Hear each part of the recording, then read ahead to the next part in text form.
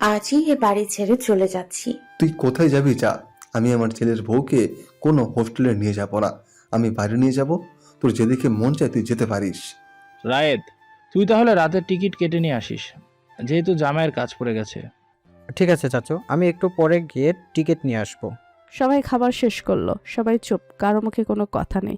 হালিমা আজ চলে যাবে রংপুরে, ওইখানে কিছুদিন থেকে তারপরে ঢাকায় ব্যাক করবে। দুপুর একটা, ইলা নিজের ঘরে বসে ছোট একটা ব্যাগ গোছাচ্ছে। হালিমা এসে পাশে বসে কাপা গলায় বলল, তুই সত্যি চলে যাচ্ছিস শ্বশুর বাড়ি? ইলা নিচু স্বরে বলল, হ্যাঁ, আমি তো এতদিন এ বাড়ির বোঝা হয়েছিলাম, এখন থেকে এ বাড়িতে অতিথি হয়ে আসবো। হয়তো এখন সবাই খুশি। পরি দরজা এসে চুপচাপ দাঁড়ালো, তার চোখে কান্না, মুখে কোনো শব্দ নেই। শেষে মৃদু স্বরে বলল, এসব কি বলছিস ইলা? তুই তুই কেন বোঝা হবি? সবাই ভুল বুঝেছে তাই এমনটা করেছে। তুই দেখিস একদিন সব ঠিক হয়ে যাবে। ইলা ওদের দিকে তাকিয়ে হালকা হাসার চেষ্টা করলো। তোমরা দুইজন আমার এখন ভরসা, তোমরা দুইজন ছাড়া আমার আর কেউ নেই। তুই তো চলে যাবি, তাই আমিও এখন বের হব। আবার 2টায় বাস, আমিও বাসায় চলে যাচ্ছি। হালিমা, ইলা, পরি তিনজনকে জড়িয়ে ধরলো। কেউ জানে না কার সাথে আবার কবে দেখা হবে। তিনজনের চোখে জল। হালিমা উঠে বের হলো, পরি আর ইলা পেছন পেছন। হালিমা তালুকদার বাড়ির সবার থেকে বিদায় নিল। যাওয়ার সময় রায়েতকে খুঁজলো, মনে মনে কিন্তু পেল না। হালিমা বের হয়ে আসলো মেইন গেটে, গাড়িতে উঠে সবাইকে সালাম দিল। হালিমা গাড়িতে বসে ফোন দেখছে। ড্রাইভার গাড়ি চালাচ্ছে, হঠাৎ গাড়ি ব্রেক করলো। হালিমা চমকে ড্রাইভারের দিকে তাকালো, দেখে রায়েত বসে আছে। হালিমা ভয় পেয়ে বলল, আপনি এখানে কিভাবে? ড্রাইভার কোথায়? চাচা চাচির সাথে দেখা করতে গেছে, তাই আমি ডিউটি করতেছি। ভণ্ডামি করবেন না, কেন এসেছেন সেটা বলুন। আরে মেরি মা, চাচু বললো না টিকিট কাটতে, তাই এসেছি। ও আচ্ছা, তো গাড়ি থামালেন কেন? আমার ফুচকা খেয়ে মন চাইলো তাই। হালিমা জানালা দিয়ে দেখে একটা ফুচকার দোকান। হালিমার ফেভারিট খাবার হলো ফুচকা, কিন্তু এখন রায়েদের সামনে নিজের ইমোশন কন্ট্রোল করছে। রায়েত গাড়ি থেকে নেমে গেট খুলে দিল। হালিমা চুপচাপ আছে, রায়েতও দাঁড়িয়ে আছে। আপনি তাড়াতাড়ি খেয়ে আসুন, আমার লেট হয়ে যাচ্ছে। আপনিও সাথে চলুন, এটা আপনার ট্রিট, আমাকে লবণ চা খাওয়ানোর জন্য। হালিমার কিছু না বলে রায়েতের সাথে ফুচকা খেলো। তারপরে রায়েত হালিমার থেকে পারমিশন নিয়ে 2টা ছবি তুলে নিল। আমি সামনের সপ্তাহে চলে যাব, আর হয়তো আপনার সাথে দেখা হবে না। এত তাড়াতাড়ি চলে যাবেন? আমি তো থাকতে চাই, কিন্তু নিয়তি আমাকে বেঁধে রেখেছে। মানে বুঝলাম না। কিছু না, চলুন, আপনার দেরি হয়ে যাচ্ছে। রায়েত গাড়ি স্টার্ট দিয়ে বাস টার্মিনালে নিয়ে গিয়ে বাসে উঠিয়ে দিল। বাস 30 মিনিট পরে ছাড়বে, তাই হালিমা রায়েতকে চলে যেতে বলে। রায়েত দেখে বাসে মেয়ে মানুষ অনেক কম, বেশিরভাগ ছেলে, তাই রায়েত চুপচাপ বসে থাকে। একটু পরে কন্ডাক্টরকে ডেকে হালিমার পাশের সিটের ও টিকিট কেটে দেয়। একটু পরে গাড়ি ছাড়বে, সেই সময় রায়েত বিদায় নিয়ে নিচে নেমে গেল। ভালো থাকবেন, আর আমার কথায় কষ্ট পেয়ে থাকলে সরি। আর সেদিনের রাতের কথাগুলো মজা ছিল। হালিমা কিছু বলল না। বাস ছেড়ে দিল। রায়েত বাসের যাওয়ার দিকে তাকিয়ে আছে। বাস চলে যাওয়ার পরে গাড়ি ঘুরিয়ে দিনাজপুর রেল স্টেশনে গিয়ে 6টা টিকিট কেটে নিল। Time speak. বিকেলটা নরম আলোয় ঝলমল করছে। আকাশের কোণে হালকা লালচে আভা। বাড়ির ভেতরে নীরবতা, শুধু ঘড়ির কাঁটার শব্দটা স্পষ্ট শোনা যায়। আরিয়ান সোফায় হেলান দিয়ে বসে আছে, চোখ ফোনের স্ক্রিনে অচেনা দৃষ্টিতে কিছু স্ক্রল করছে, যেন মন নেই কোনো কিছুর দিকে। কালো রঙের সাদামাটা শার্ট, উপরের বোতাম খোলা, চোখের নিচে ক্লান্তির ছাপ, কিন্তু তবুও সেই চেহারায় এমন এক আকর্ষণ, যেন রাগের ভেতরেও একরকম শান্ত সৌন্দর্য আছে। ইলা ঘর থেকে বেরিয়ে এলো, হালকা নীল রঙের কামিজ, মাথায় ওড়না, চোখের নিচে কালি। ইলা বেরিয়ে যাচ্ছিল, হঠাৎ বের হওয়ার সময় সাবিয়া বেগম জিজ্ঞেস করলেন, ইলা কোথায় যাচ্ছিস? ইলা মৃদু স্বরে বলল, নদীর ধারে যাচ্ছি, বাবলাদের সাথে লাস্টবার দেখা করতে। সাবিয়া একটু ভেবে বললেন। ইলা এক মুহূর্ত চুপ করে থাকলো, তারপর ধীরে ধীরে আরিয়ানের দিকে গেল। আরিয়ান তখনও ফোন হাতে বসে আছে। ইলা বলল, আপনি কি যেতে ইচ্ছুক আমার সাথে নদীতে? এক মুহূর্তের নীরবতা, তারপর আরিয়ান ফোনটা পকেটে রেখে ধীরে ধীরে উঠে দাঁড়ালো। শরীরটা সোজা, কিন্তু মুখে কোনো অভিব্যক্তি নেই। কালো শার্ট, জিন্স, ঘড়ির চকচকে স্টিল ব্রেসলেটের ঝলক, আর চোখের গভীরে যেন জমে থাকা কোনো ঝড়। সে কিছু না বলে ইলার পিছু পিছু হাঁটতে লাগলো। সূর্যের আলো পানিতে ঝিকিমিকি করছে, বাতাসে পাট গাছের গন্ধ, পাশে তুলছে কচুরিপানার ফুল। দূর থেকে এক ঝাঁক ছোট ছোট বাচ্চা চেঁচিয়ে দৌড়ে আসছে। ইলাপো, ইলাপো। ইলাকে ঘিরে তুলল 20 থেকে 25টা বাচ্চা। তাদের মুখে সরল উচ্ছ্বাস চোখে মায়া ভাবল, বলল, ইলা আপু, শুনেছি তোমার কাল বিয়ে হয়েছে, তোমার জামাই নাকি অনেক সুন্দর, গ্রামের লোকজন বলা বলি করতেছে। ইলা লজ্জা পেয়ে নিচে তাকালো আর ঠিক তখনই বাচ্চারা হঠাৎ চুপ হয়ে গেল। তাদের চোখ পড়ল পেছনের দিকে। আরিয়ান শান্তভাবে ইলার পেছনে এসে দাঁড়িয়েছে। সূর্যের আলোয় তার মুখে ঝলক। গম্ভীর চোখে বাচ্চারা একসাথে বলল, এটা কি তোমার জামাই? ইলা ধীরে ধীরে মাথা নেড়ে হ্যাঁ বলল। আরিয়ান হালকা হাসলো, সম্মানের ভঙ্গিতে বলল। তোমরা সবাই কেমন আছো? সব বাচ্চা একসাথে হাত তুলে সালাম দিল। আসসালামু আলাইকুম দুলা ভাই। আরিয়ান মিষ্টি হেসে বলল। ওয়ালাইকুম আসসালাম ছোট সেনাবাহিনীরা, কেমন আছো সবাই? তার কণ্ঠে এমন এক কমলতা ছিল যা সবাইকে থমকে দিল। সবাই একসাথে বলল, আলহামদুলিল্লাহ, আমরা সবাই অনেক ভালো আছি দুলা ভাই। আরিয়ান তাদের থেকে দুলাভাই ডাক শুনে হেসে দিল। তারপর বলল, তোমরা দাঁড়াও, আমি 5 মিনিটে আসছি। আরিয়ান দ্রুত হেঁটে একটা দোকানে চলে গেল। বাবলা তখন বলল, আজ খেলবো না আপু, আজ তো তোমার বর আছে সাথে। ইলা মৃদু হেসে মাথা নাড়ল। না রে বাবলা, আজ খেলবো না। আজ তো আমি শ্বশুর বাড়ি চলে যাব, তাই তোদের সাথে দেখা করতে আসলাম। ইলার কণ্ঠ কাঁপছে, চোখে পানি জমে গেছে। ওর কান্না দেখে বাচ্চারাও চোখ মুছে ফেলছে। মামুনি বলে উঠল, তুমি গেলে আমাদেরকে ভালোবাসবে আপু, আমাদের সাথে কে খেলবে? ইলা ওদের জড়িয়ে ধরে বলল, তোরা আমার অনেক আদরের রে, আমি দূরে থাকলেও তোদের মনে রাখবো। সবাই ইলাকে জড়িয়ে ধরে কান্না করা শুরু করে। বাচ্চারা দেখে বলল, দুলাভাই আসছে, দুলাভাই আসছে। সবাই ঘুরে তাকালো। আরিয়ান ফিরে আসছে নদীর পথ ধরে। তার হাতে এক গোছা চিপস, চকলেট, তার গলায় চিপসের মালা, ছোট ছোট প্যাকেট জোড়া দিয়ে বানানো একদম হাস্যকর অথচ আদরের মালা, যেটা পরে সে যেন এক মুহূর্তে বদলে গেল। গম্ভীর মানুষটা হঠাৎই হয়ে গেল একরকম মিষ্টি হাসির চরিত্র। বাচ্চারা হেসে দৌড়ে গেল নদীর পাশের পুকুরের দিকে। ওরা সেখানে কচুরিপনার ফুল ছিঁড়ে আনলো, গন্ধে মাটির ছোঁয়া। ফুল নিয়ে এসে সবাই এসে আরিয়ানকে ঘিরে ধরলো, এক একজন ফুল বাড়িয়ে বলল, দুলাভাই, আপনি আমাদের ইলাফুকে কখনো কষ্ট দিবেন না। শব্দটা যেন বাতাসে ঝুলে রইল। ইলা ফুল, সব বাচ্চার চোখে জল। আরিয়ান তাকিয়ে রইল সেই দৃশ্যের দিকে। কচুরিপানার ফুল, ইলার ভেজা চোখ আর নির্দোষ ভালোবাসার সেই দৃশ্য। ধীরে ধীরে আরিয়ান হাঁটু গেড়ে বসে পড়ল ওদের সামনে। সব ফুল একে একে নিজের হাতে নিয়ে বলল, আমি তোমাদের কথা দিলাম, কখনো তোমাদের ইলা ফুলকে কষ্ট দিব না। আরিয়ানের কণ্ঠ ভারী কিন্তু কোমল, একটা প্রতিজ্ঞা, একটা দায়, একটা নীরব অনুশোচনা। বাচ্চারা একসাথে তালি দিয়ে উঠল। দুলাভাই বেস্ট। ইলা পাশে দাঁড়িয়ে চুপচাপ দেখছে। হয়তো প্রথমবার তার মুখে একটা আসল হাসি ফুটল, অতি ক্ষণিকের জন্য হলেও। রাত 10টা, তালুকদের বাড়িতে আজ অদ্ভুত নীরবতা, অথচ চারপাশে মানুষে ভরা। কিন্তু কারো মুখে কোনো শব্দ নেই, শুধু কানে আসে নিঃশব্দ কান্নার আওয়াজ। গেটের সামনে গাড়ি, চারপাশে আলো ঝলক, কিন্তু আলোয়ও আজ যেন একটা ভারী দুঃখ। ইলার পরনে হালকা ক্রিম কালারের শাড়ি, চোখে কাজল লেগে থাকলেও কান্নায় সব ঝাপসা। ঠোঁট কাঁপছে, হাত কাঁপছে, আর বুকের ভেতরটায় এক অজানা ভয়, নতুন জীবনের অজানা পথের। পরি, রায়েত, সাবিয়া, তাসলিমা বেগম সবাই পাশে দাঁড়িয়ে কাঁদছে। সাবিয়া একবার এগিয়ে এসে ইলার মাথায় হাত রাখলেন। মা রে, রাগ করিস না। আমি যা বলেছি, যা করেছি, সবই রাগে কষ্টে। তুই আমার মেয়ে, আমার বুকের একমাত্র টুকরা। আল্লাহর দোহাই লাগে, শ্বশুর বাড়ি গিয়ে মুখ ভার করে থাকিস না, হাসিস মা। তুই হাসলে বাড়ি সুন্দর লাগে। ইলা কিছু বলতে পারছে না, কেঁদে ফেলল। সাবিয়া বেগম ওকে জড়িয়ে ধরলেন, চুলে চুমু খেয়ে চোখ মুছে দিলেন। পরি এগিয়ে এসে বলল, তুই যা, ভালো থাকিস, ফোনে কথা বলবি। আমি আসবো দেখা করতে খুব তাড়াতাড়ি। তুই কাঁদিস না, নয়তো চাচু ভেঙে পড়বে। ইলা কাপা গলায় বলল, তুই আমার সব কিছু রে, এখন তুই আমার সাথে থাকবি না, আমি কাকে বলবো আমার কষ্টগুলো? দুজন একে অপরকে জড়িয়ে ধরে ফুফিয়ে কাঁদছে। রাত পাশে দাঁড়িয়ে চোখ মুছছে। ইলা, তুই যা, আল্লাহর নাম বল, নিজের যত্ন নিবি। আরিয়ান ভাই যতই রাগে হোক, তুই ওনার মন জয় করবি। আমি জানি উনি তোকে কষ্ট দিবেন না। বাতাস থেমে গেছে, শব্দ থেমে গেছে, শুধু চোখের পানি বয়ে যাচ্ছে নিঃশব্দে। এ সময় রাশেদ তালুকদার একটু দূরে দাঁড়িয়েছিলেন চুপচাপ, সাদা পাঞ্জাবি পরা, চোখে ভারী দুঃখের ছাপ। হঠাৎ তিনি আরিয়ানকে ডাকলেন। আরিয়ান বাবা, একটু কথা ছিল, এদিকে আসবা? আরিয়ান এগিয়ে গেল, মাথা নিচু, মুখে একটাও কথা নেই। রাশেদ হাতের রুমাল দিয়ে চোখ মুছে ধীরে বললেন, বাবা, জানো আমি ছোটবেলা থেকে মেয়েটাকে অনেক আদরে বড় করেছি, কখনো মারিনি, একটা জোরে কথাও বলিনি। আমি একটা স্বপ্ন দেখতাম, আমার মেয়ের বিয়েতে হাসির শব্দে বাড়িটা ভরে উঠবে, কিন্তু ভাগ্য হয়তো আমার সে হাসি কেড়ে নিল। আমি জানি যা কিছু হয়েছি তা কেউ চায়নি, কিন্তু এখন যেহেতু আল্লাহর লিখন, তাই আমি কিছু বলবো না। আমি শুধু একটাই অনুরোধ করব, আমার মেয়েটাকে কষ্ট দিও না। রাশেদ থেমে গেলেন, গলার স্বর ভারী হয়ে আসছে। তিনি আরিয়ানের হাত দুটো জড়িয়ে ধরে আরিয়ানের চোখে রাখলেন। তুমি পুরুষ মানুষ, রাগ তোমাদের রক্তে থাকে, কিন্তু তোমার রাগের কারণে যেন আমার মেয়ের গায়ে আঁচড় না লাগে বাবা।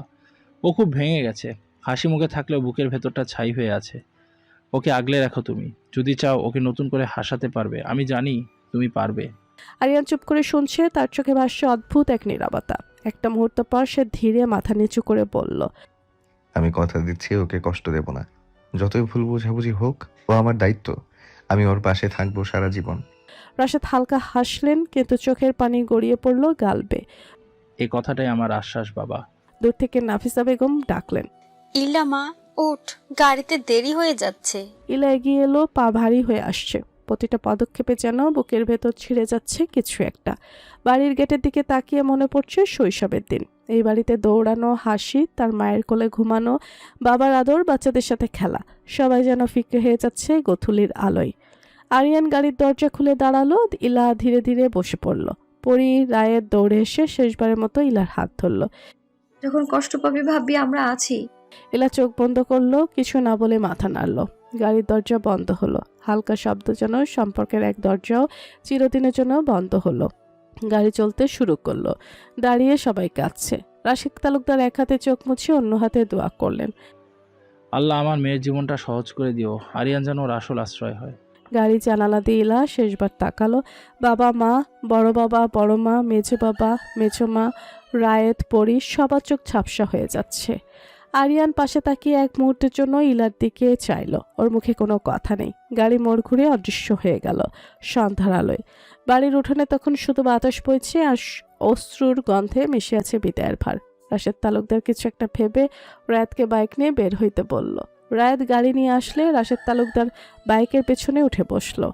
আরিয়ানরা স্টেশনে এসে পৌঁছায়। প্ল্যাটফর্মে জনতার ভিড়, ট্রেনে হুইসেল, ঠান্ডা বাতাসে মিশে আছে এক অদ্ভুত বিদায়ের গন্ধ। ইলার মুখে নিঃশব্দ একটা ভার, চোখের নিচে কালি, চুলগুলো উঠছে। পাশে আরিয়ান, কালো শার্ট, জিন্স, মুখে ঠান্ডা ভাব, কিন্তু চোখে লুকানো ঝড়। হঠাৎ পেছন থেকে রাশেদ তালুকদার ইলাকে ডাকলো। ইলা পিছনে ঘুরে দেখে তার বাবা দাঁড়িয়ে। রাশেদ তালুকদার মেয়ের দিকে তাকাচ্ছেন, যেন চোখ সরাতে পারছেন না। আরিয়ান আর ইলা রাশেদ তালুকদারের কাছে আসলো। রাশেদ তালুকদার আরিয়ানের হাত নিজের হাতে নিয়ে কাপা গলায় বলল, বাবা, আমার মেয়ে ছোটবেলা থেকে একটু নরম, জেদি নয়, কেবল ভালোবাসা চায়। ওকে কষ্ট দিও না আরিয়ান। মেয়েটা আজ থেকে তোমার দায়িত্বে। ওর চোখে যেন কোনোদিন জল না আসে। তুমি যদি ওর পাশে থাকো, আমি নির্ভয়ে মরতে পারবো। আরিয়ান নিচু মাথায় বলল ধীরে, আমি এটা প্রতিশ্রুতি দিতে পারবো না, কিন্তু একটা কথা দিতে পারি, অন্য কেউ যদি ওকে কষ্ট দেয়, আমি ওর পাশে থাকবো সব সময়। রাশেদ তালুকদারের চোখ ভিজে যায়, কণ্ঠে কাঁপে। ওর জীবনে তুমি যদি শান্তি এনে দিতে পারো, আল্লাহ তোমাকে সুখী রাখবেন। ইলা চুপচাপ সব শুনছিল। চোখে অশ্রু জমেছে বিদায়ের সময়। যখন ট্রেনের হুইসেল বাজলো, তখন পুরো প্ল্যাটফর্মে একটা ভারী নিস্তব্ধতা। রাশেদ তালুকদার কান্না করছে। ইলা বাবার দিকে একবার তাকিয়ে হাত নেড়ে দিল, তারপর মুখ ফিরিয়ে ফেললো, কারণ সে জানে আর একবার তাকালে হয়তো নিজেকে সামলাতে পারবে না। ট্রেনে উঠে দেখে ট্রেনের ভেতর ঠাসাঠাসি, মানুষের সিটগুলা একটু এলোমেলো হয়ে কাটা হয়েছে। দুইটা সিটের জানালার পাশে নোহা আর নেহা বসে পড়ল। নাফিস আর ইলা তাদের পাশের সিটে বসে পড়ল। বাকি দুই সিটের চেয়ার আরিয়ান জানালার পাশে গিয়ে বসলো। জানালা দিয়ে হালকা বাতাস ঢুকছে। বাইরের আলো আধারে মিশে তার মুখে অদ্ভুত এক শান্ত অস্থিরতা। আর তার পাশে বসলেন মেহরাব খান। ইলা চুপচাপ দূর থেকে জানালার বাইরে তাকিয়ে আছে। ঠিক ট্রেন ছাড়ার আগ মুহূর্তে আরিয়ানের ফোনে একটা মেসেজ আসে। স্ক্রিনে তাকিয়ে এক মুহূর্ত থেমে যায় আরিয়ান, মুখটা একটু গম্ভীর হয়ে যায়। তারপর বাবার দিকে তাকিয়ে বলে নিচু গলায় বলল, আব্বু, আপনি ওইখানে গিয়ে বসেন, ইলাকে এখানে পাঠিয়ে দেন। তোর বউ তুই গিয়ে নিয়ে আয়, আমি কেন বলবো? আরিয়ানের কিছু বলে না, কিন্তু চোখে হালকা বিরক্তি দেখা যায়। ফোনটা পকেটে রেখে উঠে দাঁড়ায়। ধীরে ধীরে গিয়ে ইলাদের সিটের সামনে থামে। ইলা তাকায় না, কেবল শুনতে পায় সেই গভীর গলা। ওই সিটে চলুন। নোহা চওড়া হাসি দিয়ে আরিয়ানকে বলল, বাবা ভাইয়া, এখনই ভাবিকে এত মিস করছিস? প্রথম দিনেই রোমান্স শুরু? আরিয়ান ঠান্ডা চোখে তাকিয়ে বলল। নোহা, একটু বেশি কথা বলছিস। নোহা খুব গোমড়া করে নেয়। ইলা নিচু স্বরে বলল, না, আমি এখানেই ঠিক আছি, আপনি আব্বুর সাথে বসুন।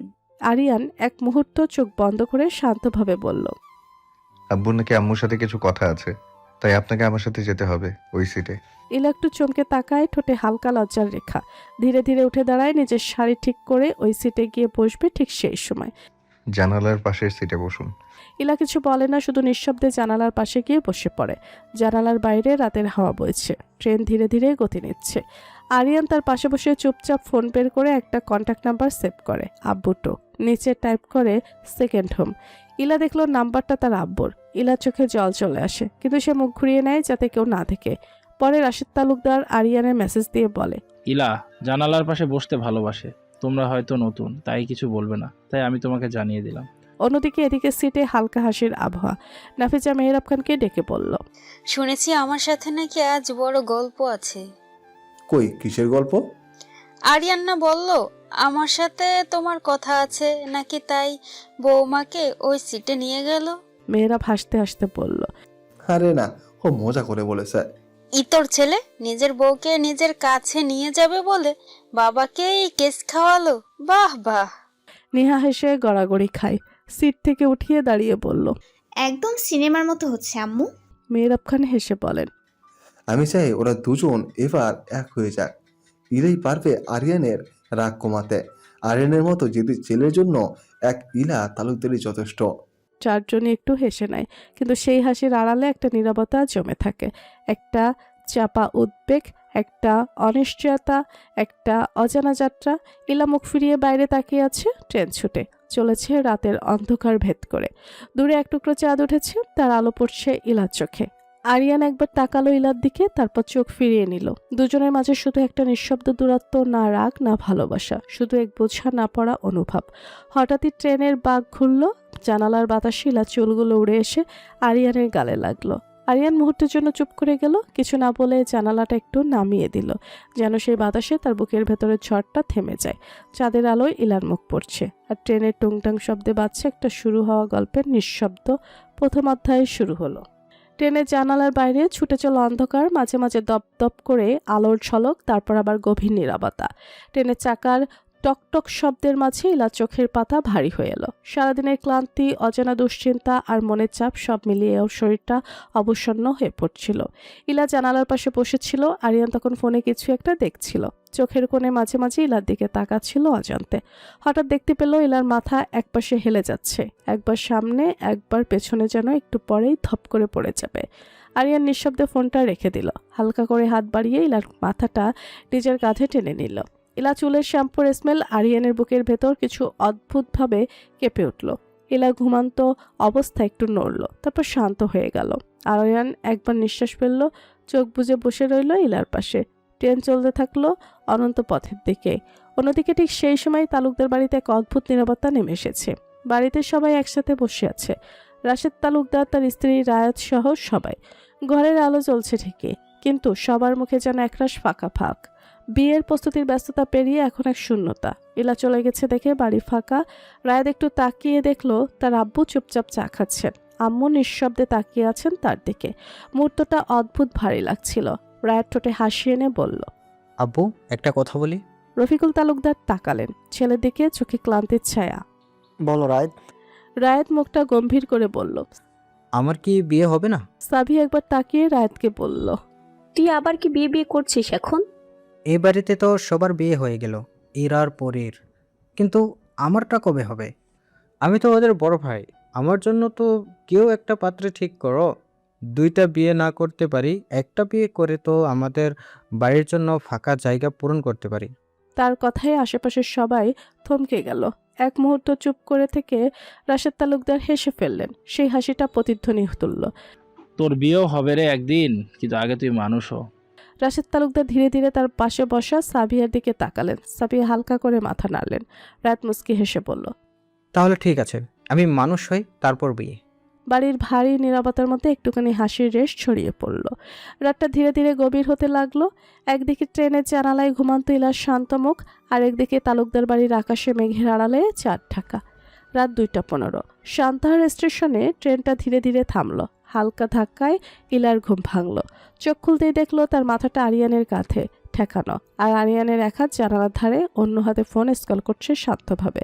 মুহূর্তে ইলা চোখ বড় হয়ে গেল। শরীরটা হালকা ঝাঁকুনি দিয়ে সোজা হয়ে বসলো। সে মুখে এক ফোঁটা লজ্জার রং, চুলগুলো এলোমেলো হয়ে গেছে, মুখে নির্দাত ছাপ। আরিয়ান হালকা হাসলো, চোখ না তুলেই বলল। ঘুম ভাঙলো অবশেষে? ইলা কিছু বলল না, শুধু ব্যাগটা কোলের উপর তুলে বসে রইল। বাইরে মানুষজন নামছে, ট্রেনের সিটি বাজছে, কোলাহল ভরে উঠছে চারদিক। ইলা মুখ নামিয়ে চুলগুলো ঠিক করলো, কিন্তু বুকের ভেতরটা কেমন যেন অজানা কাঁপুনিতে ভরছে। ট্রেন থেকে সবাই নামছে, মেহরাব খান, নাফিজা, নোহা, নেহা, ইলা, আরিয়ান। ইলা থামিয়ে দিল। ইলা কিছুটা আশ্চর্য হয়ে যায়। 5 মিনিট সময়, অথচ আরিয়ান বসে আছে। আব্বু তোমরা বাসায় যাও, আমি আর ইলা ঢাকায় ফিরে যাব। এই কথায় মেহরাব খান একটু অবাক হয়ে তাকালেন। তুই এটা কি বলছিস? ওকে বাসায় নিয়ে যাব না? আরিয়ান একটু গম্ভীর গলায় বললেন। আব্বু এখন সময়টা ঠিক না। গ্রামে যারা আমাদের চিনে আমার বিয়ে হয়েছে শুনলে ওকে অনেক কথা বলবে। আমি চাই না এখনই কারো মুখে কিছু শুনুক। ওকে হোস্টেলে রেখে আসবো, সময় মতো নিজেই নিয়ে আসবো বাসায়। মেহরাব খান গভীর দৃষ্টিতে ছেলেকে দেখলেন। চোখে রাগ নেই, বরং একটা অদ্ভুত বিশ্বাসের ছায়া। নাফিসা কিছুক্ষণ চুপ থেকে ইলার দিকে এগিয়ে এলেন। তারপর ইলার মুখে হাত রেখে কপালে চুমু খেলেন। ভালো থাকিস মা, খাওয়া দাওয়া ঠিক মতো করিস, বেশি একা একা থাকিস না।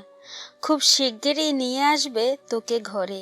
ইলার চোখ ভিজে গেল, ঠোঁট কাঁপছে, কিছু বলতে পারছে না। চুপচাপ মাথা নিচু করে বলল। জি আম্মু। নোহা তখন পাশে দাঁড়িয়ে বলল। ভাবি আমাদের ফোন দিও, ভাইয়ার সময় না পেলে ভাইয়ার খবর নিব। ঠিক আছে। সবাইকে সালাম দিল। তারপর ধীরে ধীরে তারা সবাই ট্রেন থেকে নামছিল। তখনই আরিয়ানের পাশে এসে দাঁড়ালো 2 জন।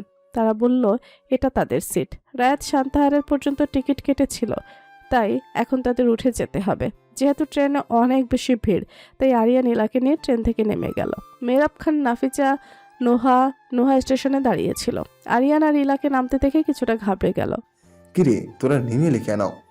আব্বু সিট নেই, তাই নেমে আসছি। দেখি কালকে টিকিট কাটতে হবে। তাহলে কি বৌমাকে নিয়ে এখন বাসায় যাবি? না, এখানেই কোনো একটা হোটেলে থেকে যাব। তোমরা বুঝার চেষ্টা করছো না কেন? যেহেতু তোরা যাবি না, তাহলে আশেপাশে একটা হোটেলে উঠে যা। আমরা রওনা দিই, গাড়ি বাইরে অপেক্ষা করছে। আরিয়ান সবাইকে বিদায় দিয়ে দিল। সবাই চলে গেল। ট্রেনও ছেড়ে চলে গেল। শব্দ মিলিয়ে গেল শহরের ব্যস্ত রাস্তায়। আরিয়ান কিছু না বলে সামনে হাঁটতে শুরু করলো। ইলা চুপচাপ তার পিছু নিল। সান্তাহার স্টেশনের সামনে দাঁড়িয়ে আছে আরিয়ান আর ইলা। চারপাশে রাতের নিস্তব্ধতা, মাঝে মাঝে দূর থেকে ট্রাকের বেজে ওঠা হর্ন, আর দুজনের মধ্যকার অদ্ভুত অস্বস্তি। ইলা মাথা নিচু করে বলল। এত রাতে হোটেল পাবো তো? আরিয়ান চোখ না তুলে উত্তর দিল। হোটেলই তো, কোনো 5-তারা রিসর্ট না, একটা না একটা মিলবেই। বলার ভঙ্গিটা এমন যেন সারা জীবন সান্তাহারের প্রতিটা হোটেলের মালিক সে নিজে। 5 মিনিটও হয়নি আরিয়ান দাঁড়িয়ে আছে স্টেশনের কাছে একটা হোটেলের সামনে। বোর্ডে লেখা হোটেল স্টার, মানসম্মত থাকার ব্যবস্থা। যেহেতু অনেক রাত, তাই আরিয়ান আর কিছু না বলে আরিয়ান বুক ফুলিয়ে ভেতরে ঢুকলো। কাউন্টারে বসা লোকটি আরিয়ানকে দেখে হাসলো, তারপর ইলার দিকে তাকিয়ে আরো বড় হাসি দিল। স্যার আপনাদের কি কাপড় রুম লাগবে? বাক্যটা শেষ হতে ইলার চোখ বড়, মুখ লাল। আরিয়ান থমকে গেল, গলা কাকারি দিয়ে বলল। না না, কাপল নাম মানে আমরা মানে। লোকটি আরো রহস্যময় হাসি দিল। আচ্ছা স্যার, তাহলে হয়তো আপনারা ভাই বোন। ইলা তাড়াতাড়ি মাথা নেড়ে বলল। হ্যাঁ, ভাই বোন। আরিয়ান ভুরু তুকল। ও তাই না, আমরা ভাই বোন। কিন্তু ইলাকে কিছু বলল না। লোকটা এবার রেজিস্টার খাতা বাড়িয়ে দিল। আরিয়ান কলম ধরেছে ঠিকই, কিন্তু রুম নম্বরের পাশে রিলেশনশিপ লেখায় এসে কলমের নিপ থমকে গেছে। আরিয়ান ফিসফিস করে ইলাকে বলল। এখন কি লিখবো? ভাই বোন লিখলে পরে পুলিশ ধরলে তখন কি হবে? ইলা ফিসফিস করে বলল। আপনি যা ইচ্ছা লিখেন, আমাকে জড়াবেন না। আর পুলিশ ধরবে কেন? আজব তো। ইলার কথা শুনে টাইম নষ্ট না করে শেষ পর্যন্ত আরিয়ান লিখল রিলেশনশিপ হাজব্যান্ড ওয়াইফ। লোকটি পাশে থেকে ঝুঁকে হেসে বলল। নাইট কাপল। ইলা এই কথা শুনে কেন জানি লজ্জা লাগলো। লজ্জা চটে চেয়ারের নিচে ঢুকে যেতে চাইলো। আরিয়ান চাবি নিয়ে রুমের পিছু দৌড়াচ্ছে। আরিয়ান জোরে হাঁটছে আর ইলা হেঁটে কুল পাচ্ছে না, তাই দৌড়েতে লাগলো, ধরছে। অবশেষে রুমে আসলো দুজনেই। রুমে ঢুকতে সমস্যা শুরু। একটা বড় বিছানা আর একটা ছোট সোফা। ইলা জোরে বলে উঠল। এটা কেমন রুম? আরিয়ান শান্তভাবে বলল। আগে জানলে তো আপনার বেডরুমটা ব্যাগে গুছিয়ে নিয়ে আসতাম। আরিয়ানের কথা শুনে ইলা লজ্জা পেল, ঠোঁট কামড়ে বলল। থাক, আমি মেঝেতে ঘুমাবো। আরিয়ান চোখ বড় বড় করে তাকিয়ে মেঝেতে ঘুমালে ঠান্ডা লাগবে, তারপর জ্বর হবে, তারপর আব্বু আমাকে খুন করবে। এটাই আপনি চান, তাই না? তাহলে আপনি মেঝেতে ঘুমান। আমি মেঝেতে ঘুমালে জ্বর হবে, তারপর আব্বুও তোমাকে খুন করবে। শেষ পর্যন্ত এই কথা কাটাকাটি শেষ করে বিছানার দুই কোণে দুজনে দুই পাশে শুয়ে রইল। মাঝখানে বালিশের পাহাড় তৈরি করে আরিয়ান বালিশ সাজাতে সাজাতে বলল, এটা হলো ভারত বাংলাদেশ সীমান্ত। হাত পা এপাশে পার হলে যুদ্ধ লাগবে, একেবারে গুলি করে উড়িয়ে দেবো বলে দিলাম। ইলার মুখে না চাইল সামান্য হাসি ফিরে এলো, কিন্তু কিছু বলল না। আরিয়ান লাইট অফ করে শুতে আসলো। লাইট অফ হতেই নীরবতা। কিছুক্ষণ পর ইলা ধীরে বলল, আপনি কি জেগে আছেন? না, এটা আমি ঘুমিয়ে ঘুমিয়ে উত্তর দিলাম। আমাকে মশা কামড়াচ্ছে। আরিয়ান হাত বাড়িয়ে মশা তাড়ানোর ভঙ্গি করল। এখন আর কামড়াবে না। ইলা একটু অবাক হয়ে বলল, কেন? আরিয়ান খুব সিরিয়াস মুখ করে বলল, কারণ আমি বলেছি মশারা আমাকে ভয় পায়, তাই কামড়াবে না। ইলা হেসে দিল, কিন্তু মুখ চেপে রাখলো যাতে ধরা না পড়ে যায় আরিয়ানের কাছে। 10 মিনিট পর হঠাৎ ইলা হালকা কেসে উঠল। আরিয়ান সাথে সাথেই জেগে উঠল। কি হলো? কিছু না, গরম লাগছে। আরিয়ান উঠে ফ্যানের গতি বাড়িয়ে বলল, এখন সব ঠিক আছে? হ্যাঁ।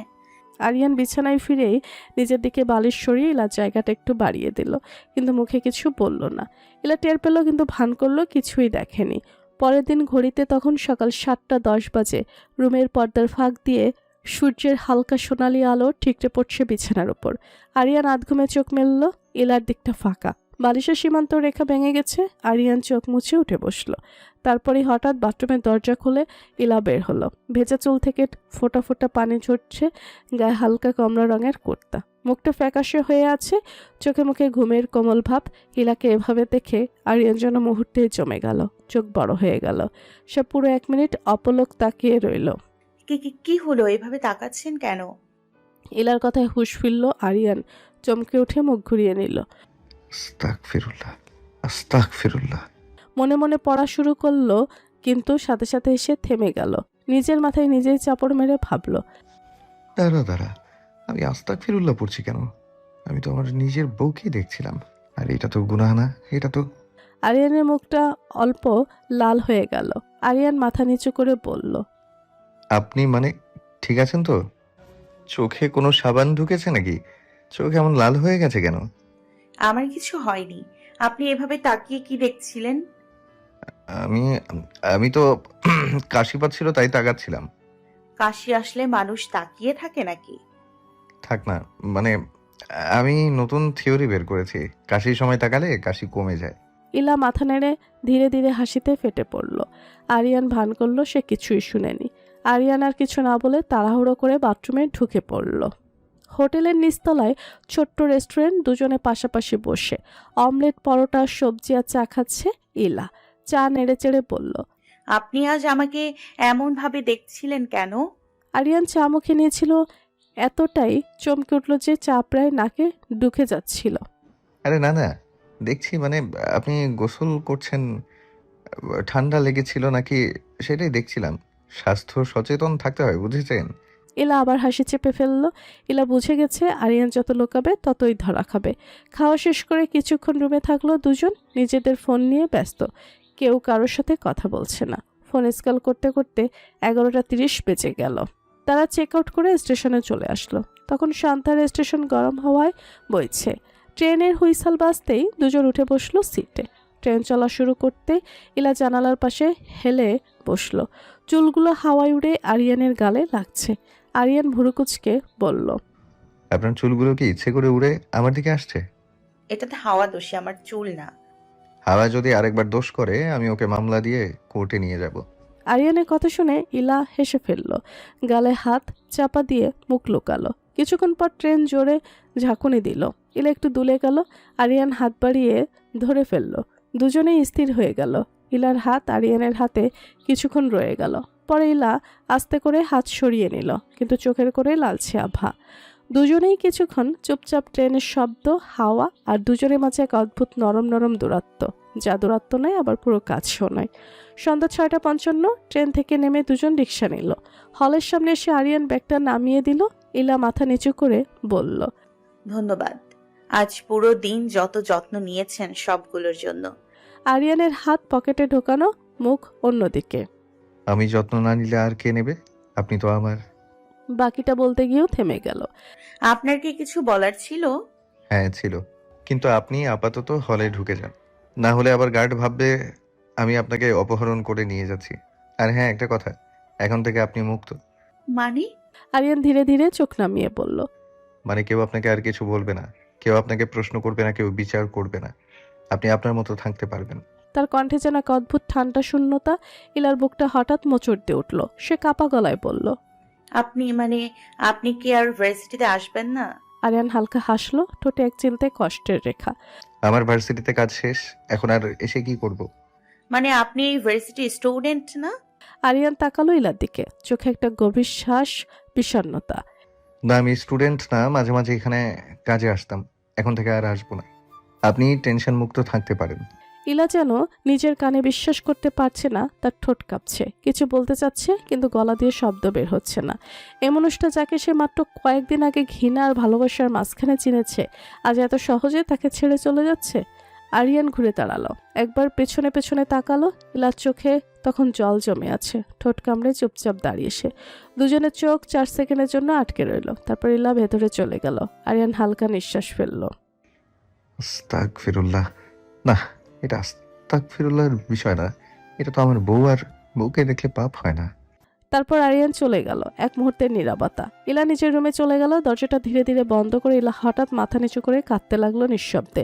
চারপাশে কেবল ঘড়ির টিকটিক আর শহরে দূরের শব্দ। কিছুক্ষণ পর নিজের ফোনটা হাতে নিয়ে নাম্বার ডায়াল করলো। হালিমা ওপাশ থেকে পরিচিত গলা। কি রে ইলা, কেমন আছিস? ইলা কান্না চেপে গলা ভারী করে বলল। সব শেষ হালিমা, আমি একা হয়ে গেছি। আরিয়ান আমাকে হোস্টেলে রেখে চলে গেছে, বলে গেছে আমি মুক্ত। ওপাশে কিছুক্ষণ নীরবতা, তারপর হালিমার গলা ভারী হয়ে উঠল। তুই কাঁদিস না, আমি আসছি। আমি দুপুরে ট্রেন ধরবো, আজ রাতেই পৌঁছে যাব। ইলা কাঁদতে কাঁদতে বলল। তাড়াতাড়ি আয় হালিমা, একদম একা লাগছে। আব্বুকে দেয়া কথা রাখতে পারলাম না। তুই টেনশন করিস না, আমি আসছি। ফোনটা বন্ধ করে জানালার পাশে গিয়ে দাঁড়ালো। বাইরে আকাশে হালকা বৃষ্টি পড়ছে, আর তার মনে বাজছে কেবল একটাই কথা, মুক্তি নামে কিছু নেই, শুধু ফাঁকা একাকিত্ব আছে। ঢাকার ক্যান্টনমেন্ট এলাকার নিস্তব্ধতার মধ্যে দূরে কোথাও একটা গাড়ির ইঞ্জিনের শব্দ মিলিয়ে গেল। আরিয়ান নিজের ঘরে বসে ব্যাগটা টেবিলের পাশে রেখে ইউনিফর্মটা ভাঁজ করছিল ধীরে ধীরে। চোখে ক্লান্তি, মন ভার, নিজের মনের সঙ্গে এই লড়াই চলছে। ঠিক তখনই ফোনটা বেজে উঠল স্ক্রিনে। বেজে উঠল রাশেদ তালুকদারের নাম্বার। এক মুহূর্ত থেমে গিয়ে আরিয়ান কলটা রিসিভ করলো। রাশেদ তালুকদার শান্ত গলায় বলল। আরিয়ান ইলাকে হোস্টেলে রেখে এসেছে শুনলাম, ব্যাপারটা কি?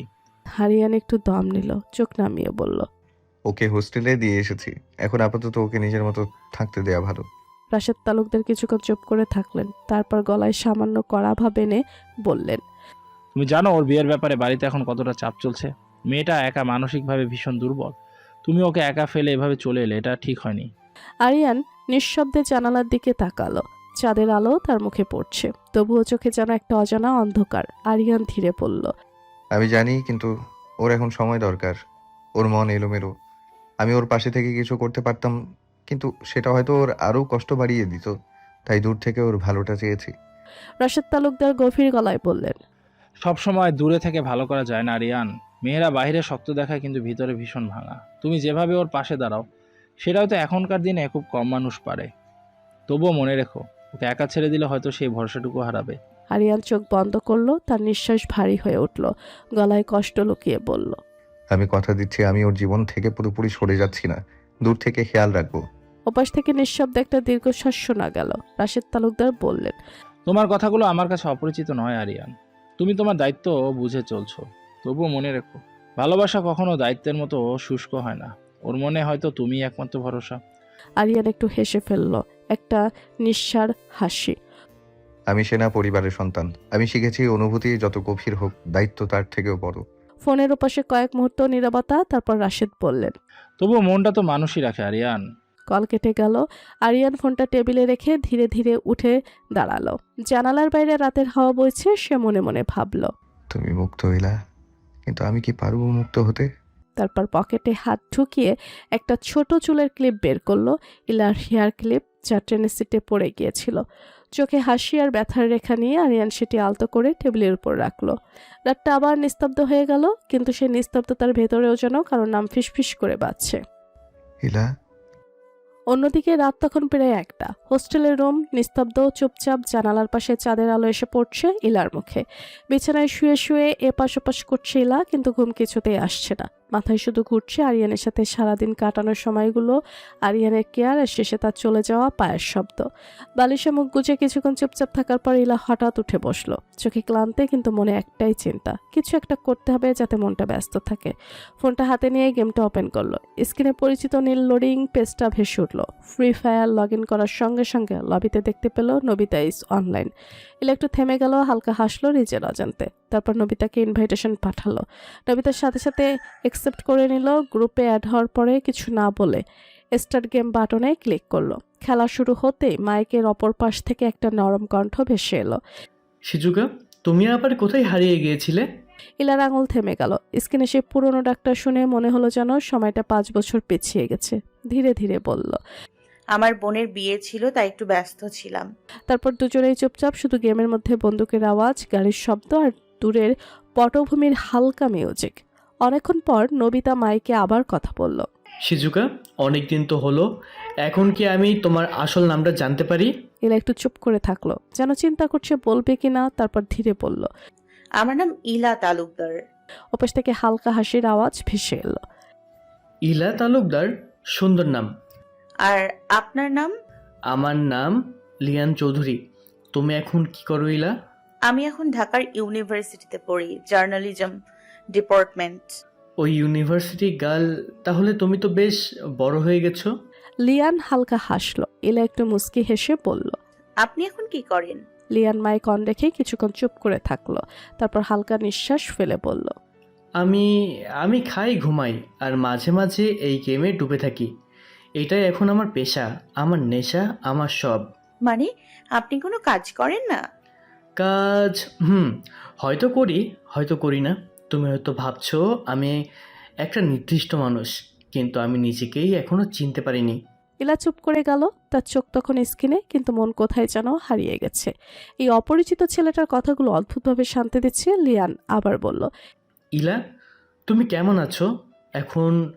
5 বছর আগে সেই চঞ্চল শিজুকা কি এখনো বেঁচে আছে তোমার ভিতরে?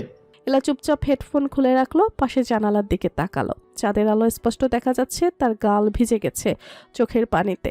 ইলা মৃদুস্বরে বলল, না, এখনকার সিজুকা অনেক বদলে গেছে লিয়ান ভাইয়া। আবার লিয়ান ভাইয়া তোমাকে না বলছি, আমাকে ভাইয়া না রাখতে। ওপাশ থেকে কোনো শব্দ এলো না, শুধু গেমে একটা রাউন্ড শেষ হওয়ার আওয়াজ।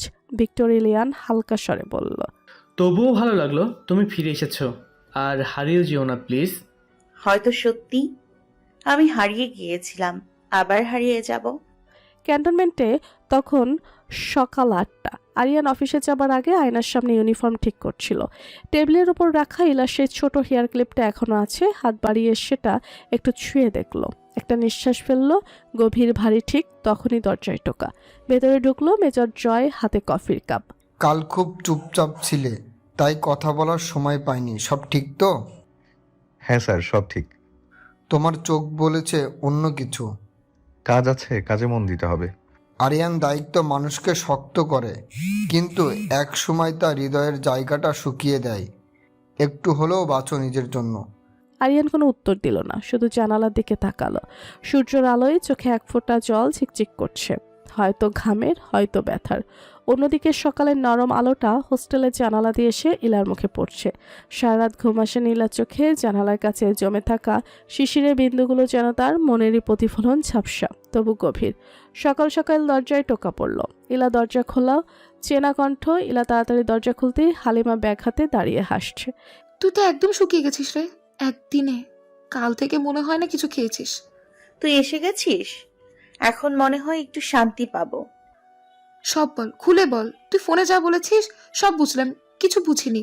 তুই আর ভাইয়া কি মানে? ইলা চুপ করে বসে থাকে, কফির মগটা হাতে নিয়ে বলে, ও আমাকে হোস্টেলে রেখে গেছে, বলেছে এখন থেকে আমি মুক্ত। হালিমা চোখ বড় বড় করে তাকায়, রাগে ফুঁসতে থাকে। মানে কি, তোরে এইভাবে রেখে গেল কেন? এখন মনে যাচ্ছে ভাইয়ার আমি একটা ধোলাই দিই। ওর কিছু কারণ আছে হালিমা, ও অন্য কাউকে ভালোবাসে, তাই হয়তো চায় না আমার সাথে থাকতে। তুই কি আরিয়ানকে ভালোবাসিস ইলা? ইলা চুপচাপ জানালার বাইরে তাকায়। ভালোবাসা মানে কি জানি না, আর আমার লাইফে ভালোবাসা বলতে কিছু নেই। দুজনের মধ্যে নীরবতা নেমে আসে। হালিমা হেসে ইলার চোলে হাত বুলিয়ে দেয়। চল ক্যান্টিনে যাই, সকাল থেকে তুই কিচ্ছু খাসনি। ইলা হালকা মাথা নাড়ে। দুজন ক্যান্টিনে চলে যায়। দুজনে বসে সকালের নাস্তা করছে। হালিমা দেখে ইলার চোখের নিচে কালো দাগ পড়ে গেছে। হালিমা চুপ না থাকতে পেরে বলল, কি রে, তুই রাতে ঘুমাসনি? না, গেম খেলছি সারা রাত। তুই আবার গেমে ঢুকেছিস? আর কি একা খেলেছিস নাকি সাথে কেউ ছিল? আমার গেমের একজন পুরনো টিমমেট ছিল, জানিস কালকে আমি ওর নাম জেনেছি। তা শুনি, তোর এই টিমের নাম কি? লিয়ান চৌধুরী। এর থেকে বেশি কিছু জানি না। দুজন খাওয়া শেষ করে গল্প করছে। অন্যদিকে তালুকদার বাড়িতে নিচতলায় রান্নাঘর থেকে গ্যাসের আওয়াজ, কাপড় ধোয়ার শব্দ আর মেহেরু খালার মৃদু গুনগুন শোনা যাচ্ছে। কিন্তু উপরের রুমে এখনো নিস্তব্ধতা। পরীর রুমে জানালা দিয়ে রোদের আলো রেখে এসে পড়েছে। পরীর গালে পরী নড়ে চড়ে ওঠে। পাশে আদিব আধঘুমে হাসছে। পরী চোখ মেলে দেখে ওর বুকের উপরেই হাত রেখে আদিব ঘুমাচ্ছে। আদিব ওঠো, অনেক সকাল হয়ে গেছে। আদিব আধ খোলা চোখে তাকিয়ে বলে, তুমি উঠলেই তো সকাল হয়, তার আগে হয় না। পরী ঠোঁট কামড়ে বলে, বেশি কথা না, আমি উঠবো, তুমিও ওঠো। পরী নিজের শাড়ি ঠিক করে উঠতে যাচ্ছিল। আদিব হালকা করে পরীকে টেনে নিজের বুকে ফেলে দেয়। আমার স্পাইসি বউয়ের এত তাড়া কেন তোমার আমার থেকে ছাড়া পাওয়ার? একদম দুষ্টুমি না, আমি ফ্রেশ হতে যাচ্ছি, তুমিও ওঠো। ওকে, তুমি তো শাওয়ার নিতেই যাচ্ছ, তাহলে আরেকবার শাওয়ারের কাজ করেই নেই। এই না প্লিজ। আদিব কোনো কথা শুনে না। পরীকে বেডে শুয়ে দিয়ে নিজে পরীর উপর আদর শোয়া হয়ে থাকে। পরী নিঃশ্বাস নিচ্ছে দ্রুত। আদিব কমফোর্টার ঢাকা নিয়ে নেয় আর পরী আদিবের থেকে ছাড়া পাওয়ার জন্য শক্তি করতে থাকে। আর নিচতলায় রায়াত এখন ব্যস্ত। একদিকে কাজের লোকদের ডাকে, অন্যদিকে বাড়ির লোকদের হাসানোর চেষ্টা করছে, কিন্তু বুঝতে পারছে বাড়ির বাতাস ভারী। রাশেদ তালুকদার চুপচাপ বসে চা খাচ্ছেন, চোখে একরাশ ক্লান্তি। রায়াত রাশেদ তালুকদারের কাছে গিয়ে বলে, চাচু, তুমি কিছু বলছো না কেন? ইলাকে মিস করছেন তাই না? রাশেদ তালুকদার নিঃশব্দে মাথা নাড়ে, তারপর চাতে চুমুক দিচ্ছে। হালকা চোখে রায়াদের দিকে তাকিয়ে বলল, মেয়ে মানুষকে একদিন না একদিন শ্বশুরবাড়ি যেতে হয়, কিন্তু তবু আমার মনে হয় আমি হয়তো ওর পাশে ঠিকভাবে দাঁড়াতে পারিনি। ইলা খুব শক্ত মেয়ে, তুমি দেখবে ও সব কিছু ঠিক সামলে নিচ্ছে, তোমাকে টেনশন করতে হবে না। রাশেদ একটা দীর্ঘশ্বাস ফেলে রাশেদের ফোন বেজে উঠল। রাশেদ তালুকদার ফোনটা হাতে নেয়। স্ক্রিনে ইলার নাম দেখে এক মুহূর্তের জন্য থমকে যায়। তারপর কল রিসিভ করলো। কলের ওপর শেইলা। হ্যালো আব্বু। কেমন আছিস মা? ভালো আছি আব্বু, তুমি কেমন আছো? আমি ভালো আছি। তুই ভালো আছিস শুনেই শান্তি পেলাম। তুই এখনো ঠিকমতো খাসনি তাই না? না আব্বু, হালিমা সহ একটু আগে খাওয়া শেষ করলাম। আরিয়ান তোকে হোস্টেলে রেখে গেছে বলেছে। আমি জানি ওর মাথা অনেক চিন্তা করছে, কিন্তু তুই ভয় পাস না, ও ভালো ছেলে। তুই ওর উপর ভরসা রাখ। আব্বু আমি ভয় পাই না, শুধু মাঝে মাঝে একা লাগে। একাকিত্ব তো মানুষের সবচেয়ে বড় শিক্ষক মা। একদিন দেখবি তুই এই একাকিত্ব থেকেই শক্তি পাবি। আব্বু তোমাকে অনেক মিস করতেছি। আমিও মা, তবে আজকে সকালটা খুব সুন্দর, কারণ তুই ফোন করেছিস। দুজনেই কিছুক্ষণ চুপ থাকে। তারপর রাশেদ বললেন, তুই ভালো করে খাবি, নিয়ম মতো ক্লাসে যাবি, আর হালিমাকে বলিস আমার স্নেহ নিতে। আব্বু। কল কেটে গেলে ইলা কিছুক্ষণ ফাঁকা দৃষ্টিতে ফোনের স্ক্রিনের দিকে তাকিয়ে থাকে। তার মনে হয় বাবার কণ্ঠের প্রতিটা শব্দ যেন বুকের ভেতর একটা শান্ত বাতাসের মতো ছুঁয়ে গেল। দুই বান্ধবী ক্লাস করতে চলে গেল। বিকালটা তখন ঝিমধরা রোদে ভরে গেছে। ক্লাসের ঘন্টা শেষ হতেই চারপাশে কোলাহল, হাসাহাসি আর ব্যাগ গোছানোর শব্দ। ছেলে মেয়েদের দল বেঁধে বেরিয়ে যাওয়া। ইলা নিঃশব্দে ব্যাগ কাঁধে তুলে হালিমার সাথে বের হলো। দুজনেই ধীরে ধীরে হলের পথে হাঁটছে। গাছের ছায়া লম্বা হয়ে পড়ছে। রাস্তায় হালিমা মোবাইল হাতে ব্যস্ত, আর ইলা নীরব। ঠিক তখনই মিস ইলা একটা দৃঢ় কণ্ঠে ডাকে। কেউ ইলা থেমে পিছনে তাকালো, কেউ নেই। চারপাশে শুধু কয়েকটা ছেলে মেয়ে হাসতে হাসতে চলে যাচ্ছে। ইলা ভুরুকুসকে হালিমার দিকে তাকায়। তুই শুনলি? হালিমা অবাক হয়ে বলে, না রে, কে ডাকবে তোরে? ইলা মাথা নাড়ে, ভুল শুনছি হয়তো। তারপর আবার সামনের দিকে হাঁটতে শুরু করে। ঠিক তখনই আরেকটা ডাক, সিজুকা। এইবার শব্দটা একদম পরিষ্কার। ইলা চমকে উঠে পেছনে তাকায়। দেখে বিশ্ববিদ্যালয়ের গেটের পাশে একটা পুরনো বটগাছের নিচে একজন দাঁড়িয়ে আছে। ছেলেটার গায়ে কালো লেদারের জ্যাকেট, ভেতরে সাদা শার্ট, কাঁধে একটা গিটার ঝুলছে। চুলগুলো আগোছলো, কিন্তু তাতে এক মুহূর্ত স্টাইল অদ্ভুত লাগে। কপালের চুলের ফাঁক দিয়ে চোখ দুটো ঝলসে উঠছে। বিকেলের আলোয় তীক্ষ্ণ আর রহস্যময়। তার মুখে একটা হালকা হাসি, যেন জানে সে কাকে ডাকছে। ঠোঁটের কোণে সেই আত্মবিশ্বাসী হালকা বিদ্রুপের ছোঁয়া। শিজুকা, চিনতে পারছো আমাকে? ইলার বুকের ভেতর কেমন এক ধাক্কা লাগে। ওর ঠোঁট শুকিয়ে যায়, গলার কাছে শব্দ আটকে আসে। হালিমা অবাক হয়ে বলে, ইলা, তোরে এই ছেলে সিজুকা বলে ডাকলো? ও লিয়ান। লিয়ান চৌধুরী যেন ভার্চুয়াল গেমের নবিতা নয়, আজ বাস্তবে রাস্তায় দাঁড়িয়ে থাকা এক রহস্যময় রকেস্টার। ইলা হতভম্ব হয়ে কিছুক্ষণ দাঁড়িয়ে রইল। বুকের ভেতরটা কেমন ধুকভুক করছে, যেন হঠাৎ করে এক অজানা ঝড় এসে সব উলটপালট করে দিচ্ছে। ইলার কানে তখনও বাজছে সে একটা শব্দ, সিজুকা। ইলা এক পা দুপা করে এগিয়ে গেল, তারপর গলায় কাঁপা কাঁপা স্বরে বলল, আমি এখানে কিভাবে, তাও আবার ভার্সিটিতে, আর আমাকেই বা চিনলেন কিভাবে? লিয়ান এর ঠোঁটের কোণে হাসিটা আরো গভীর হলো। চোখের দৃষ্টিতে এক অদ্ভুত আত্মবিশ্বাস, যেন পুরো দুনিয়ার রহস্য ওর চোখে লুকিয়ে আছে। লিয়ান এক পা করে এগিয়ে এসে বলল, সারপ্রাইজ। আর কোনো কথা নয়, 24 শুধু একটা শব্দ, কিন্তু সেই শব্দের ভেতর ছিল ঝড়ের মতো তীব্রতা। এলে স্তব্ধ, তার চোখ চলে গেল লিয়ানের দিকে, আর তখনই যেন প্রথমবার সত্যি করে তাকালো লিয়ানার দিকে। লিয়ান চৌধুরী, বছর বয়স, উচ্চতা প্রায় 6 ফুট চড়াবো, ঘন কালো চুল কপাল ছুঁয়ে নেমে এসেছে, চোখ দুটো ধূসর আর গভীর, যেন আলোচার খেলা চলে তাতে। ত্বক উজ্জ্বল, ঠোঁটের কোণে সবসময় হালকা দুষ্টমি মেশানো হাসি। কালো জিন্স, সাদা শার্টের বোতাম দুটো খোলা, কালো লেদারের জ্যাকেট, গলায় একটা সিলভার চেন ঝুলছে, যার নিচে একটা ছোট্ট গিটার পেন্ডেন্ট। আর সবচেয়ে নজর কাড়া, তার গলার ডান পাশে একটা ছোট্ট বাটারফ্লাই ট্যাটু, যেটা বিকেলের আলোয় ঝলমল করছে, যেন জীবন্ত হয়ে উঠবে যে কোনো মুহূর্তে। ইলার চোখ অনিচ্ছা সত্ত্বেও সেখানে আটকে গেল। লিয়ান হালকা হেসে গলা ছুঁয়ে বলল, তুমিও দেখছি সবার মতো আমার ট্যাটুর ফ্যান হয়ে গেলা। তার কণ্ঠ গভীর, ভারী, কিন্তু এক অদ্ভুত সুর আছে তাতে, যেন প্রতিটা শব্দ মিউজিকের তালে তালে বের হচ্ছে। হালিমা পাশে দাঁড়িয়ে হতভম্ব ওর কানে কানে বলল, ইলা, এই লোকটা কি সত্যি তোর গেমের বন্ধু লিয়ান? আমি ভাবছিলাম ও শুধু গেমার, কিন্তু ওর এই লুক, এই আত্মবিশ্বাস দেখে। ওর বাক্য শেষ হবার আগেই লিয়ান হাত বাড়িয়ে দিল হালিমার দিকে। হাই, আমি লিয়ান চৌধুরী, মিউজিশিয়ান, গিটারিস্ট, আর তোমার বন্ধুর পুরনো টিমমেট।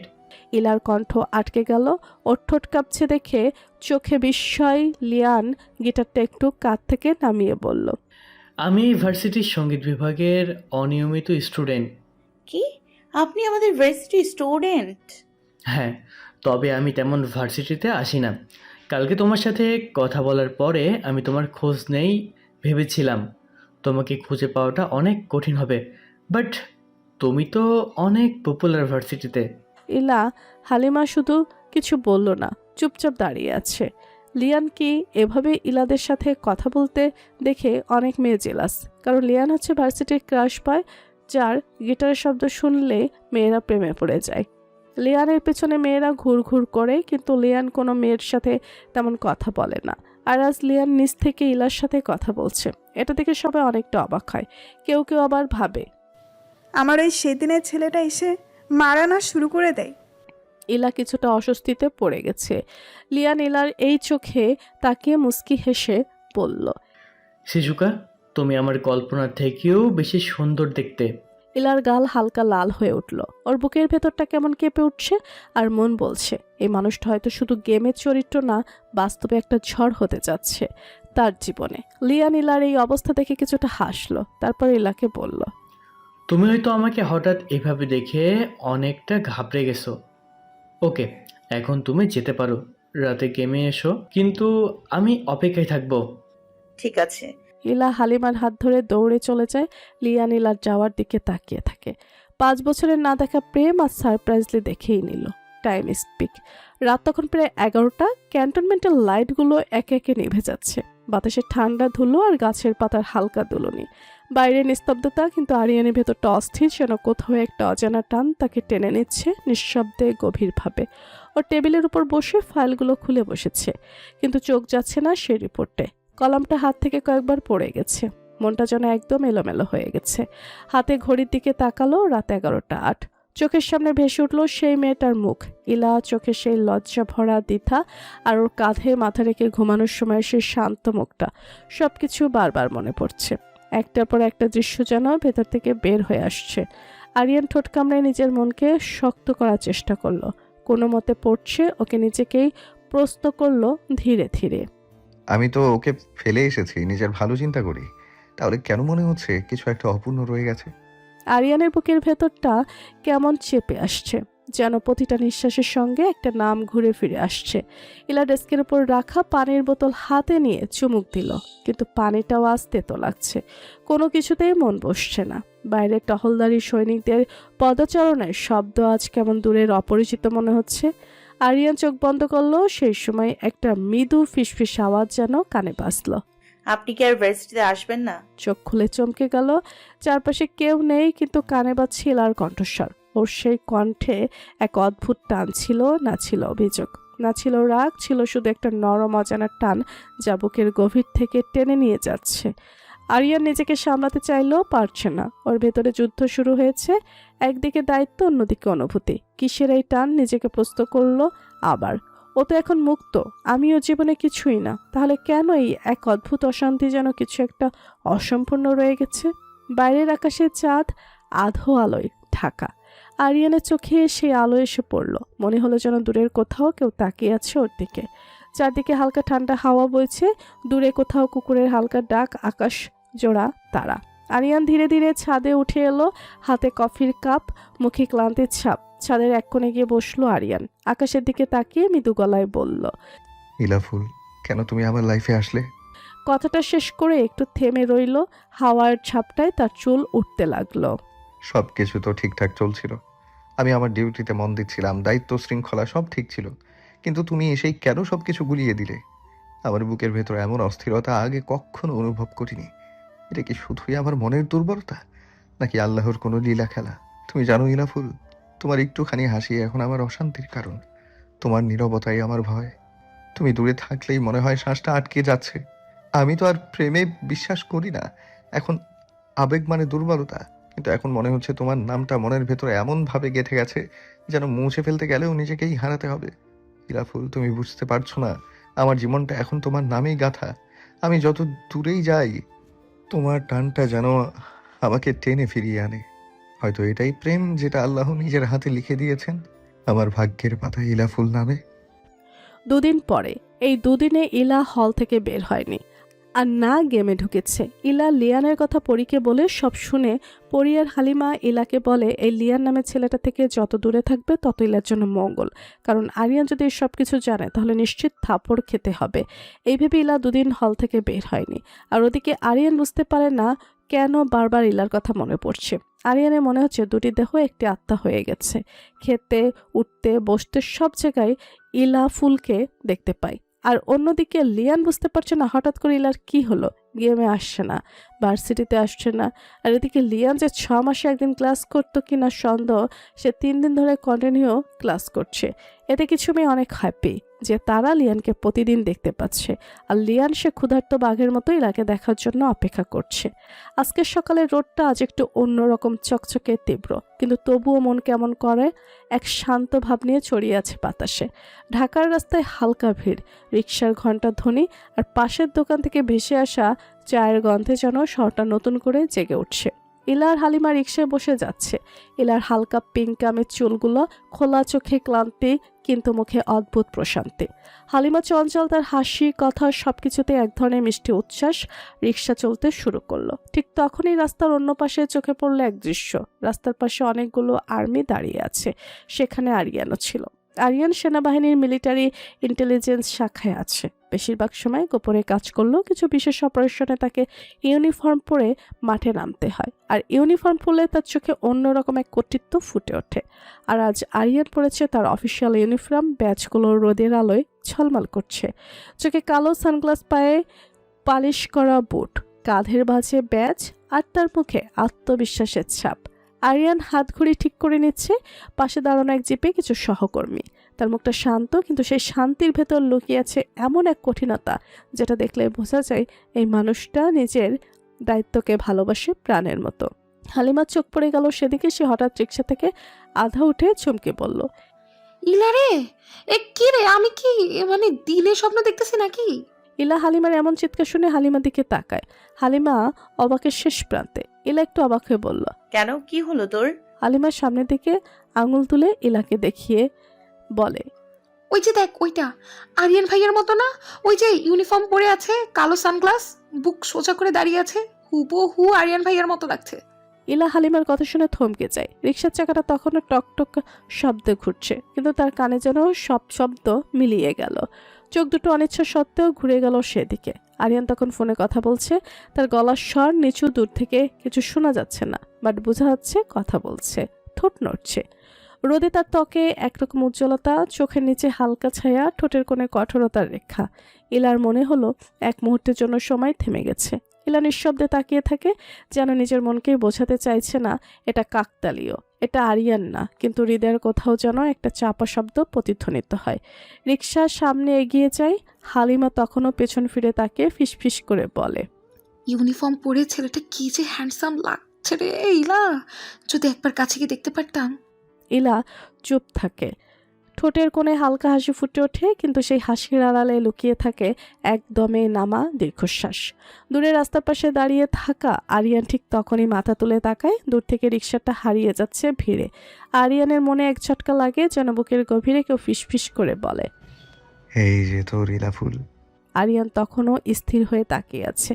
রিক্সাটা ভিড়ের মাঝে মিলিয়ে গেলেও তার চোখ সেই দিকেই আটকে আছে। তার ঠোঁটে ক্লান্ত এক হাসি, চোখে ভাবভ্রান্তি। নিজের চোখ থেকে সানগ্লাস খুলে হাতে ঘোরাতে ঘোরাতে বিড়বিড় করে বলল, আমার মাথা সত্যি খারাপ হয়ে গেছে মনে হয়। সব জায়গায় এখন ইলা ফুলকে দেখি, রাস্তায়, স্বপ্নে, রুমে, ঘুমিয়ে, এমনকি নিজের ছায়ার সাথেও হাঁটতে দেখছি। একটা দীর্ঘ নিঃশ্বাস ফেলে আকাশের দিকে তাকালো, তারপর ধীরে ধীরে নিচু স্বরে নিজের মনেই বলল, শাওন, মাথা ঠিক কর, না হলে খুব শিগগিরই তোকে পাবনা যেতে হবে। আরিয়ানের হাসিটা কষ্টের ছিল, তবুও বলার সময় তার গলার স্বরে অদ্ভুত এক মায়া মিশেছিল, যেন কারো নামের মধ্যে সে হারিয়ে গেছে। রিক্সার দিক থেকে তখন ভেসে আসছে হালিমার চিৎকার মিশ্রিত কথাগুলো। আমি বলছি এটা আরিয়ান ভাই, আমি দেখে চিনেছি। তুই ভুল দেখছিস হালিমা, ওটা ও না। ভুল দেখিনি, আমি ওই হাঁটা স্টাইল দেখে আমি বুঝেছি ওটা আরিয়ান ভাইয়া ছাড়া আর কেউ হতেই পারে না। তুই সব জায়গায় এখন আরিয়ানকে দেখতে পাচ্ছিস। এটা ঢাকার রাস্তা, আর আর্মিরা ইউনিফর্ম পরলে পরিচিত লাগে। তুই সত্যিটা বলবি না আমি জানি, কিন্তু আমি জানি তুইও বুঝতে পারছিস এটা আরিয়ান ভাইয়া। এলা আর কিছু বলে না, চুপচাপ বসে থাকে। রিক্সার চাকা ঘুরতে থাকে, কিন্তু তার মন কোথায় যেন হারিয়ে যায়। একটা কালো সানগ্লাস, একটা ইউনিফর্ম, আর অন্যদিকে আরিয়ান তখন জিপে চড়ে বসেছে, কিন্তু মন তার কাছে নেই, ডিউটিতেও না, মন পড়ে আছে এক নামের ভেতর ইলাফুল। ইলা রিক্সায় বসে একরাশ বিরক্তিতে চোখ মেলল। হালিমা তখনও নিজের কথায় অটল। তুই না বুঝিসিলা, ওটা আরিয়ান ভাইয়া ছাড়া কেউ না, আমি ঠিক চিনেছি। আচ্ছা, ঝগড়া বাদ দে, পরীকে ফোন দেই। আবিদ ভাইয়া নিশ্চয়ই জানে আরিয়ান কি করে। রাইট, এটা ভালো আইডিয়া। ইলা ব্যাগ থেকে ফোনটা বের করে ডায়াল করলো পরীর নাম্বারে। ওপাশে কিছুক্ষণ রিং বাজলো। হালিমা ফিসফিস হাসির শব্দ করছে। অন্যদিকে পরী তখন নিজের রুমে হালকা আলো জ্বলছে। আদিপ পরীর চুলে মুখ গুজে নেশালো স্বরে বলছে, স্পাইসি বউ, তুমি জানো, তুমি যখন হাসো আমার বুকের ধুকভুকানি বেড়ে যায়। পরী আদিপের কথায় লজ্জায় গাল লাল করে ফিসফিসিয়ে বলল, চুপ করো, কেউ শুনলে কি বলবে? কেউ শুনলে শুনবে, আমি তো আমার বউয়ের প্রশংসা করছি, আর আমি তোমার হাসিটা মিস করতে চাই না। তারপর পরীর কপালে একটা চুমু খেয়ে কানের কাছে মুখ নিয়ে নেশালো কণ্ঠে বলল, তুমি এভাবে হাসি খুশি থাকলে এইভাবে আমি সারা জীবন কাটিয়ে দিতে পারবো। ঠিক সেই সময় ফোনটা কাঁপতে শুরু করলো। এলা কলিং। পরী আদিপকে ঠেলে সরিয়ে দিল। ছাড়ো না, ইলার ফোন ফোন করেছে ইলা। এই শালি সবসময় ভুল টাইমে ফোন দেয়। পরী হেসে বলল, তোমার শালি কাউকে দরকার ছাড়া ফোন দেয় না, চুপ করো এখন। পরী ফোনটা কানে ধরতে ইলার তাড়া গলা। পরী, আবিদ ভাইয়াকে বলতো আরিয়ান কিসে জব করে। পরী একটু চমকে উঠলো। কেন রে, কি হয়েছে? এরা বলে উঠলো হাসতে হাসতে, আর বলিস না, এই হালুর বাচ্চা হালিমা কাকে না কাকে আর্মির ইউনিফর্মে দেখেছে, এখন বলছে ওই লোকটা নাকি ওই রাক্ষস আরিয়ান। ওপাশ থেকে পরীর হাসির শব্দ ভেসে আসে। তুই থাম, আমি এখনই আদিপকে জিজ্ঞেস করছি।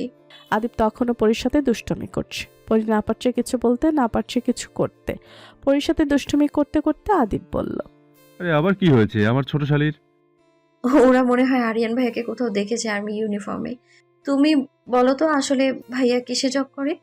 আদিপ একটু থেমে চোখ মেলে পরীর দিকে তাকিয়ে থাকে। কিছুক্ষণ তারপর গম্ভীর মুখে বলল, আরিয়ান ভাইয়া এখন আর্মিতে মেজর পদে আছে।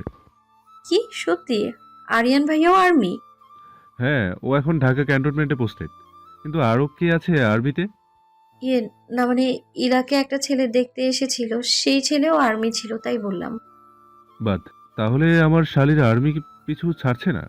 পরি মনে মনে বিড়বিড় করছে। তোমার শালির পিছু ছাড়ছে না, নাকি তোমার শালি ওই তাসকিনের জন্য দেবদাস হয়ে আছে? কি বলছো মনে মনে? ওই না তো, কিছু না। এই পড়ি, মরলি নাকি? মুডে আছিস তাই কথা বলতে পারছিস না? আচ্ছা ঠিক আছে, আমি পরে ফোন দিব। আদিব বলছে আরিয়ান ভাইয়া এখন আর্মিতে মেজর পদে আছে ঢাকা ক্যান্টনমেন্টে। ওপাশে এক মুহূর্ত নীরবতা। ইলার মুখের হাসি মিলিয়ে গেল। বুকের ভেতর হালকা একটা কাঁপুনি, যেন সত্যিই তাকে একটু আগেই হালিমা চিনেছিল। সে মানুষটার কেউ নয়, আরিয়ানি। পরীর কথা শুনে ইলা চুপ হয়ে যায়, আর কোনো কথা বলে না। ইলা আর হালিমা রিক্সা থেকে নেমে হেঁটে হোস্টেলের দিকে ফিরছে। দুজনের মুখে চুপচাপ ভাব, বাতাসে হালকা ধুলোর গন্ধ। হালিমা হঠাৎ থেমে বলল, এখন বল, আমি ভুল বলেছিলাম নাকি? আমি তো বলেছিলাম ওই লোকটা আরিয়ান ভাইয়া। দেখ, আমি ঠিকই ছিলাম, উনি আসলেই আর্মি। ইলা কিছু না বলে হাঁটতে লাগলো। মুখটা একটু ফ্যাকাশে হয়ে গেছে। তারপর হঠাৎই ওর চোখের পানি এসে গেল। ঠোঁট কাঁপতে কাঁপতে ঠং করে করে কান্না করা শুরু করলো। ভাই, এই আর্মি ব্যাটাগুলা আমার পেছন ছাড়ে না কেন? কোন জীবনের পাপে যে শাওন নামের পাগলাটারে ভালোবাসতে গেছিলাম, এখন সেই পাপের ফল এভাবে পাচ্ছি মনে হয়। চারপাশে সব আর্মি, আমি চাইলেও পালাতে পারি না, কিন্তু যাকে সত্যিই ভালোবেসেছিলাম তাকে তো পাইলাম না। ইলার গলাটা কেঁপে উঠল, চোখের কোণ বেয়ে টুপ টুপ করে পানি পড়ছে। হালিমা পাশে দাঁড়িয়ে মুখে হালকা হাসি এনে মুখ ভেঙচিয়ে বলল, আইস, তোর কপাল যে ফাটা কপাল। আরে গান্ডু, আরিয়ান ভাইয়ের মতো হ্যান্ডসাম, স্টাইলিশ, স্মার্ট জামাই পাইছিস তুই। এটা তোর কপাল, এখন কষ্ট পাইস না। একটু ধন্যবাদ দে ভাগ্যরে। ইলার এবার হালিমার দিকে চোখ রাঙিয়ে বলল, এই হালু, আমার জামাইয়ের দিকে একদম নজর দিবি না, বুঝছিস? আচ্ছা তাই নাকি? তুই তো বলছিস বিয়ে মানিস না, এখন হঠাৎ এত দরদ কেন? ইলা নিঃশ্বাস ফেলে থেমে গেল। তারপর মৃদুস্বরে বলল, কে বলছে আমি মানি না? আমি বিয়ে মানি, আর আরিয়ানকে আমার স্বামী হিসেবে মেনেও নিয়েছি। আমার আব্বুর শেষ ইচ্ছা ছিল আমি যেন এই বিয়েটা করে সুখে থাকি। তিনি বলেছিলেন, ইলামা, একদিন তুই বুঝবি ভালোবাসা মানে শুধু নাম নয়, মনের শান্তি। আমি বিয়ের দিন কবুল বলার পরে প্রতিজ্ঞা করেছিলাম, মৃত্যুর আগ পর্যন্ত আমি এই সম্পর্কটা রক্ষা করব। যত কষ্টই হোক আমি ভাঙবো না এই বাঁধনটা। ইলার গলাটা কেঁপে উঠল, চোখে পানি জমে উঠল। হালিমা এবার একটু গম্ভীর হয়ে গেল। তারপর ধীরে ধীরে বলল,